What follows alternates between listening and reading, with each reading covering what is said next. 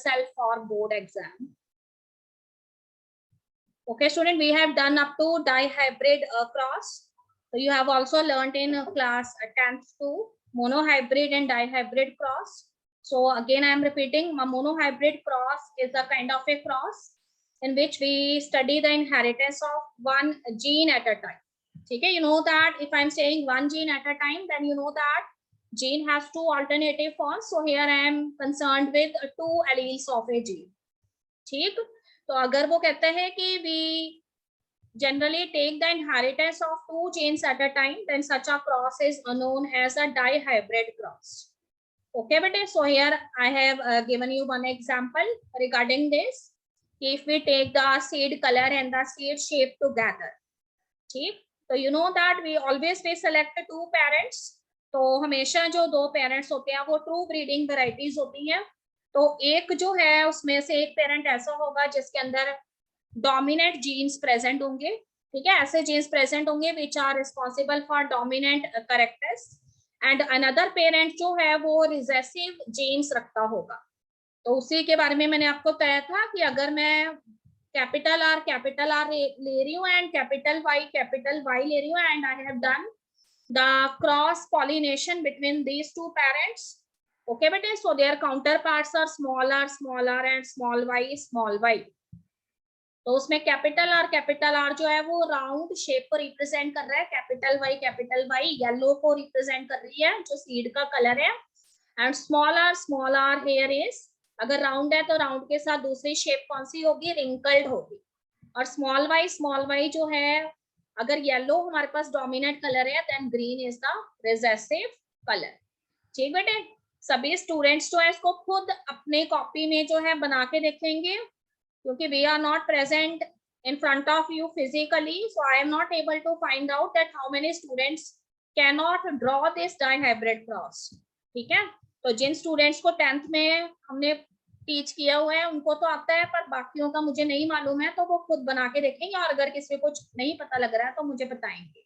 मैं फिर से आपको बता रही हूँ, देखो capital R capital Y and small r small y. What is the method to write the F1 offspring? So you have to take one R from capital R.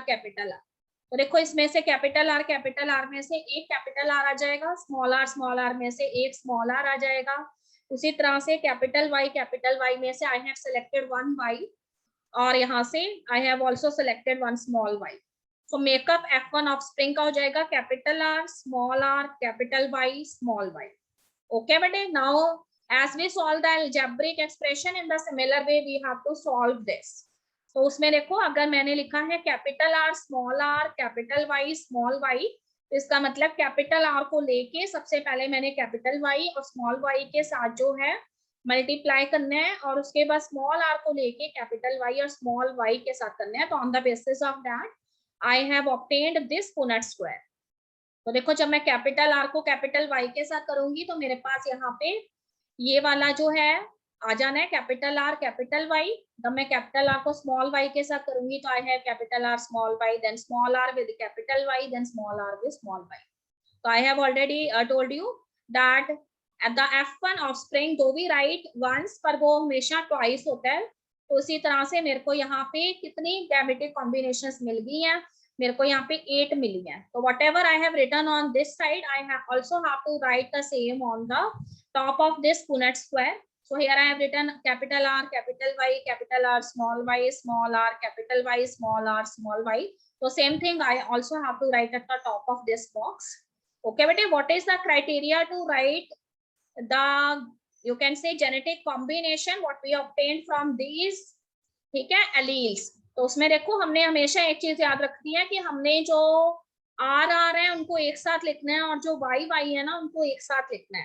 तो देखिए यहाँ पे कैपिटल आर को मैंने एक साथ लिखा है और कैपिटल वाई को मैंने एक साथ लिखा है. ठीक है, तो ये फर्स्ट मेरा कंप्लीट हो गया. अब उसके बाद जो है मैं दूसरा ले लूंगी. देखो capital R then small Y. ठीक है, इसको लेके पहले चारों के साथ करूंगी, फिर सेकंड वाला लेके उसको चारों के साथ, फिर थर्ड वाला लेके उसको चारों के साथ करना है, देन फोर्थ लेके उसको चारों के साथ करना है. तो अभी मेरा फर्स्ट ये कंप्लीट हुआ था. उसके बाद आर वाई जो है इसको मैंने सेकंड वाले के साथ किया. देखो capital R then capital Y and small Y. फिर इसी को लेके थर्ड वाले के साथ किया, देखो capital R, small R, capital Y, और उसी तरह से इसको फोर्थ के साथ किया है, तो capital R, small R and capital Y and small Y. ठीक बेटे, सेम प्रोसेस अगले के लिए भी ऐसे ही करना है। आर वाई जो मेरे पास आया हुआ है कैपिटल आर और स्मॉल वाई, इसको first capital R capital Y के साथ करूंगी, then capital R small Y के साथ, then small R capital Y के साथ, then small R small Y के साथ। इसी तरह से एक एक यहाँ से लेते जाना है और चारों के साथ उसको करके इन बॉक्सेस को फिल करना है। सो लेटर ऑन मैंने आपको बताया था how you have to count. तो एक चीज ध्यान रखेंगे, अगर आपके पास कैपिटल आर है, इसका मतलब वो राउंड शेप के लिए रिस्पॉन्सिबल है। पर अगर आपके पास कैपिटल आर और स्मॉल आर भी है, तब भी वो शेप कौन सी होगी? राउंड होगी, बिकॉज लॉ ऑफ डोमिनेंस कहता है कि in the presence of a dominant allele the recessive allele is not able to express. Okay बेटे, similar thing is for the seed colour also. अगर मेरे पास कैपिटल वाई है तो वो भी येलो होगा, अगर मेरे पास कैपिटल वाई और स्मॉल वाई है तो वो भी येलो होगा, पर अगर मेरे पास स्मॉल वाई और स्मॉल वाई है तो याद रखिए कि वो ग्रीन होगा। ओके बेटे, उसी तरह से यहाँ पे भी अगर मेरे पास कैपिटल आर था तो राउंड है, कैपिटल आर स्मॉल आर है तो भी राउंड है, और अगर मेरे पास स्मॉल आर है तो वो राउंड नहीं है, वो रिंकल्ड है। तो when you see these gametic combinations, तो on the basis of that कि उसमें कौन से वाले एलील्स जो हैं वो प्रेजेंट है, उसके बेसिस पे मैंने बताया आपको।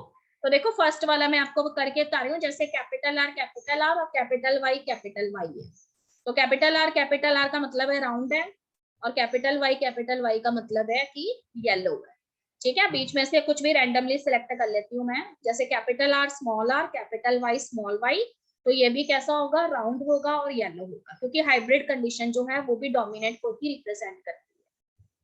ठीक है बेटे, अब देखो सबसे लास्ट वाला अगर मैं लेती हूँ स्मॉल आर, स्मॉल वाई, तो देखिए स्मॉल आर जो है यहाँ पे कौन सी शेप को रिप्रेजेंट कर रहा है? रिंकल को। ठीक है, और स्मॉल वाई है तो वो ग्रीन कलर को रिप्रेजेंट कर रहा है। अब बीच में से कुछ और उठा लेते हैं, तो देखिए यहाँ पे मैं ये वाला ले रही हूँ स्मॉल आर कैपिटल वाई। तो आपको पता है कि स्मॉल आर है तो रिंकल्ड शेप है, और अगर कैपिटल वाई है तो इसका मतलब कलर कैसा रहेगा? उसका येलो रहेगा। तो ये रिंकल्ड होंगे पर येलो होंगे।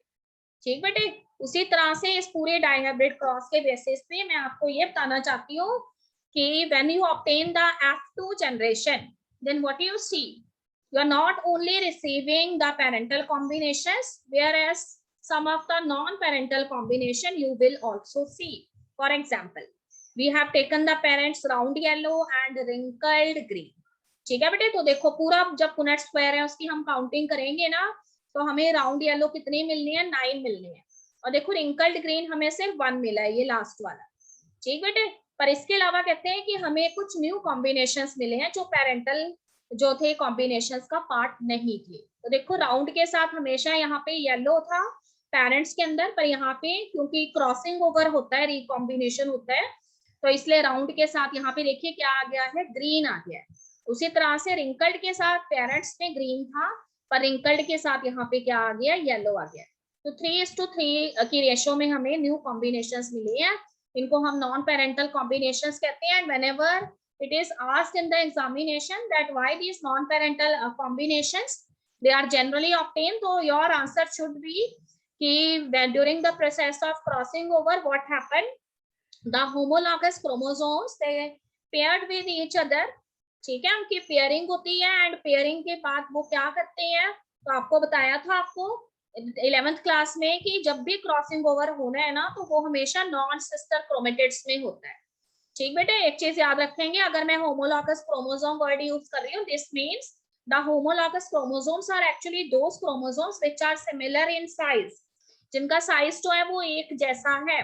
पर एक चीज मैं आपको साथ में बता रही हूँ, that in the homologous chromosome when their pairing takes place, जब उसमें क्रोमेटिड कौन से पार्टिसिपेट करते हैं क्रॉसिंग ओवर में? You must remember the chromatids which are participate in the process of crossing over और recombination, they are the non sister chromatid. Okay, तो अगर एक क्रोमोसोम के दो क्रोमेटिड को मैंने नंबर दिया 1 2 और दूसरे वाले को 3 4 मैंने नंबर दिया, तो इसका मतलब 2 और 3 के बीच में क्रॉसिंग ओवर होगा। ओके, तो लॉ ऑफ इंडिपेंडेंट असॉर्टमेंट आपको यही कहता है कि when we consider the inheritance of 2 or more genes at a time, what you see, the genes which are present on the sister chromatid, ठीक है, sister chromatid पे जो जीन्स एक साथ प्रेजेंट होते हैं जब क्रॉसिंग ओवर होता है दूसरे होमोलॉगस क्रोमोसोम के नॉन सिस्टर क्रोमेटिड्स के बीच में, तो उसमें से एक जीन शिफ्ट होके दूसरे पे जा सकता है। तो देखो येलो और उसके साथ क्या था, राउंड था ना, उसी तरह से ग्रीन के साथ रिंकल्ड था, तो येलो तो वही बना रहा, पर जो उसके साथ राउंड वाला था वो दूसरे वाले की क्रोमेटिड पे चला गया है। एंड दूसरी तरफ आपके पास रिंकल्ड एंड ग्रीन था, तो मैं आपको कहती हूँ कि वहां पे रिंकल्ड बना रहा है और जो ग्रीन है वो इधर यहाँ येलो है वहां शिफ्ट हो गया, तो इसीलिए हमें नॉन पेरेंटल कॉम्बिनेशंस मिले। ओके बेटे, तो आपने याद रखना है कि if the genes they are not the linked genes, अगर जीन्स लिंक्ड जीन्स नहीं है तो याद रखिए कि we obtained more of the parental non parental characters, ठीक है, पेरेंटल नहीं नॉन पेरेंटल करेक्टर हमें ज्यादा मिलेंगे और पेरेंटल करेक्टर हमें कम मिलेंगे। पर अगर जीन्स लिंक्ड जीन्स हैं उस केस में याद रखिए कि हमें नॉन पेरेंटल करेक्टर्स कम मिलते हैं और पेरेंटल करेक्टर्स हमें ज्यादा मिलते हैं। So this means both the genes which are present on the sister chromatid, they shifted towards the next chromatid which is the non-sister one simultaneously. ठीक है, इकट्ठे इकट्ठे walk करते हैं वो। So here I am talking about a special type of cross, and that is known as incomplete dominance. As the name itself indicate, incomplete dominance means, ठीक है, what you observed in Mendel's process, that in the F1 generation, if we selected two parents, two breeding varieties for cross pollination among them, then what you see, the offspring which we obtained in the F1 generation, it always show the expression of the gene that is the dominant gene, or in other words you can say that the dominant character of one parent, it actually appears in the F1 generation. But in case of incomplete dominance, this is not the main thing. Incomplete dominance में क्या होता है बेटे, incomplete dominance जो है उसके अंदर F1 जो ऑफस्प्रिंग है वो डोमिनेंट करेक्टर शो करना चाहिए था, पर वो यहाँ पे डोमिनेंट करेक्टर शो नहीं करता, वो दोनों ही पेरेंट्स जो है उसकी ब्लेंडेड करेक्टर जो है उसको शो करते हैं। So this we observed in some of the plants. For example, we have a plant snapdragon, ठीक है, स्नैपड्रैगन के फ्लावर देखो इस तरह के होते हैं, जनरली हम बुके देते हैं ना किसी को, उसमें ये फ्लावर्स हम यूज करते हैं, डॉग फ्लावर जैसे फ्लावर होते हैं। And there is one another plant that is the 4 o'clock plant and its technical name is Mirabilis jalapa. Okay bete, so here in case of snapdragon plant and 4 o'clock plant which is known as Mirabilis jalapa, we generally see the process of incomplete dominance. So here we selected 2 flower colors in this plant. तो इसमें क्या होता है, हमने क्या किया है, एक रेड फ्लावर कलर चूज किया एंड एक हमने व्हाइट फ्लावर कलर चूज किया है, दोनों ही ट्रू ब्रीडिंग वेराइटीज हैं, प्योर लाइन वेराइटीज हैं। And when we done the cross pollination among these, what you see the F1 offspring, it has the flower color that is a pink flower color. तो होना क्या चाहिए था, red flower colour appear होना चाहिए था, पर रेड फ्लावर कलर अपीयर नहीं होता, उसके जगह पे हमें व्हाइट का भी थोड़ा सा एक्सप्रेशन यहाँ पे शो होता है, तो एक ब्लेंडेड एक्सप्रेशन यहाँ पे हमें नजर आता है, and that is the pink flower colour. और उसके बाद वो कहते हैं कि when you done the self pollination और selfing among the F1 offspring, what you see in the F2 generation you obtain 3 type of genetic combination, ठीक है, some of the flowers they are red in color और कुछ flowers जो हैं वो white होते हैं, तो मतलब पेरेंट कॉम्बिनेशन तो हमें नजर आते हैं पर बीच में हमें ब्लेंडेड इनहेरिटेंस भी नजर आता है, और कुछ फ्लावर्स हमें यहाँ पे कैसे नजर आते हैं, व्हाइट फ्लावर्स नजर आते हैं स्टूडेंट्स। तो such type of inheritance it is also known as the blended inheritance. Okay student, so blended inheritance जो है उसकी क्या कॉजेज है, तो उसके बारे में उसने बताया हुआ है आपको, मैं फिर से लूंगी ये टॉपिक, पर उससे पहले मैं आपको को डोमिनेंस बता देती हूँ, कल मैं दोनों का एक्सप्लेनेशन आपको बताऊंगी कि why the blended inheritance is seen in case of incomplete dominance. So student what is codominance, देखो नेम से पता लग रहा है, codominance which is also known as multiple allelism. So codominance means generally what you see in a gene, you know that 2 alternative forms are there which are known as alleles. So always one allele is a dominant one and another allele is a recessive one.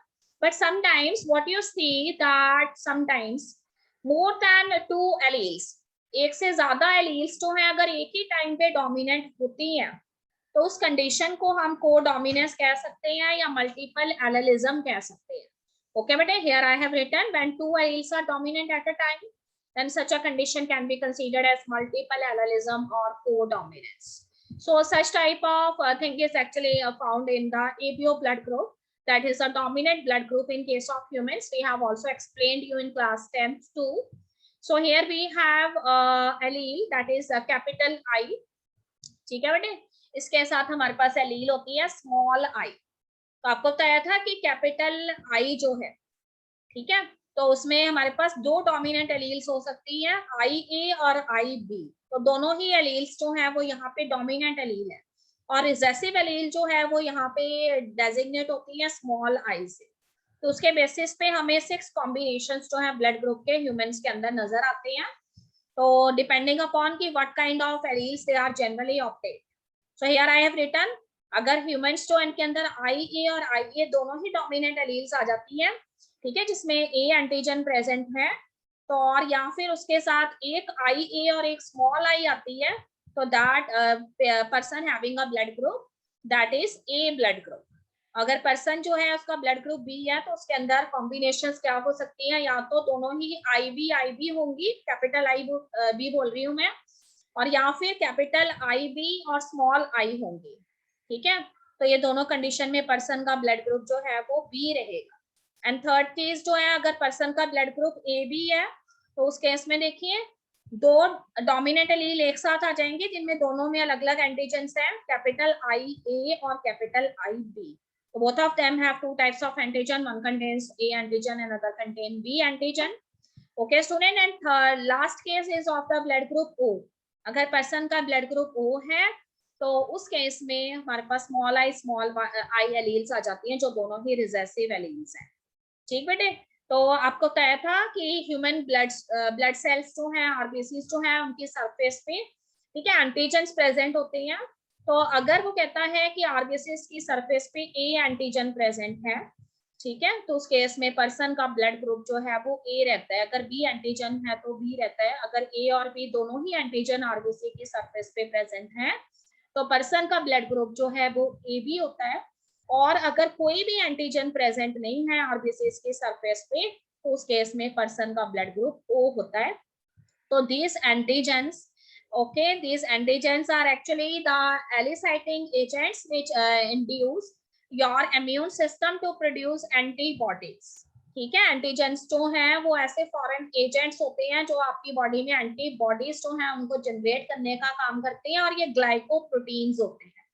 तो आपने फिलहाल, क्योंकि ये genetics का chapter है, तो you must remember that here we are only talking about the antigens that are present on the surface of RBCs. So if A antigen is there, the blood group is A, otherwise B. अगर B antigen है, अगर दोनों ही है A B है, तो फिर person का blood group जो है वो A B होगा. और अगर कोई भी एंटीजन नहीं है, तो पर्सन का ब्लड ग्रुप O होगा. और आपने याद रखना है कि हमारे पास दो डोमिनेंट एलील्स हैं, आई ए और आई बी, इसीलिए हमने इसको कोडोमिनेंस बोला है. और हमारे पास रिसेसिव एलील सिर्फ स्मॉल आई है.